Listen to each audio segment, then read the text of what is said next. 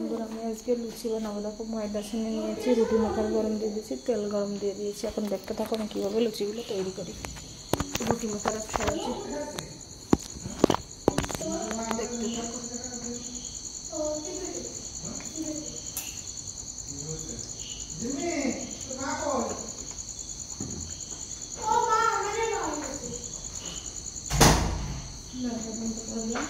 এখন এক একটা করে লুচি নিয়ে নেবো, রুটি মাখারে দিয়ে চেপে বানিয়ে নেবো। দেখতে থাকো, যে চেপে নিচ্ছি। এই যে দেখো, এই যে কত সুন্দর করে করে নিয়েছি লুচিটা। এখন তেলে ছেড়ে দেবো। দেখো একদম ফুলকো ফুলকো লুচি হয়ে যাবে, একেবারে ফুলে উঠবে। দেখো দেখো কত সুন্দর করে লুচিটা তৈরি হয়ে গেলো। দেখেছো, একদম ফুলকো ফুলকো লুচি।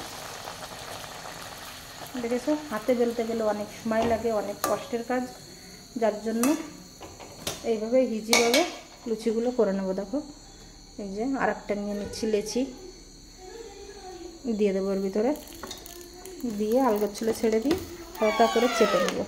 চেপে নিয়ে দেখুন এই যে রুটির শেপে হয়ে গেছে। এখন তেলে ছেড়ে দেবো।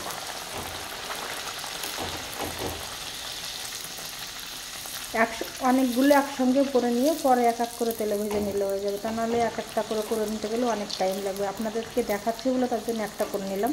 তা নাহলে এখন দেখেছো কত সুন্দর ফুলকো ফুলকো লুচি হয়ে গেছে। এখন দেখো আমি সবগুলো করে নেবো তাড়াতাড়ি করে। দেখো ঝটপট করে নেবো সব।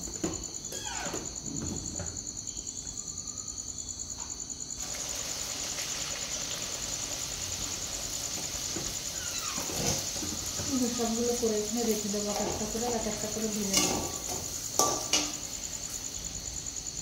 সবগুলো লুচি একদম ফুলে যাবে, সবগুলো লুচি একদম ফুলকো ফুলকো লুচি হয়ে যাবে। একটা লুচি না খোলা থাকবে না। দেখো এই যে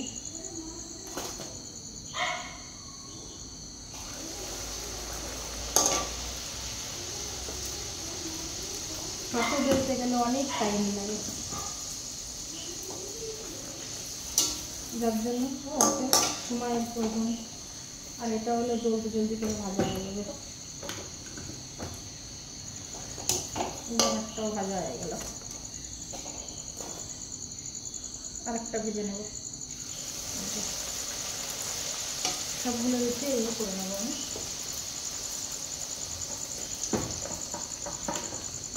আর ওই দুপুরবেলায় বাটার চিকেন রান্না করে রেখেছিলাম, তাই যে এখন খাবে বলছে, ভাত আছে। ছেলে মেয়েদের জন্য কিন্তু ভাত খাবে না বলছে। দেখো কত সুন্দর একেবারে। সব এখানে করে রেখে দিয়েছি, আর এক এক করে দিয়ে দিচ্ছি।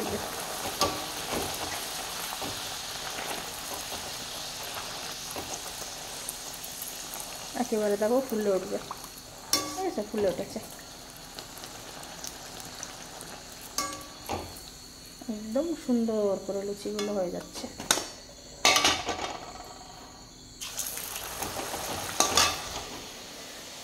আর এই যে এখানে বাটার চিকেন বানিয়ে রেখে দিয়েছিলাম, ওইটা খাওয়া হবে এখন। এইখানে ভিডিওটাকে শেষ করছি।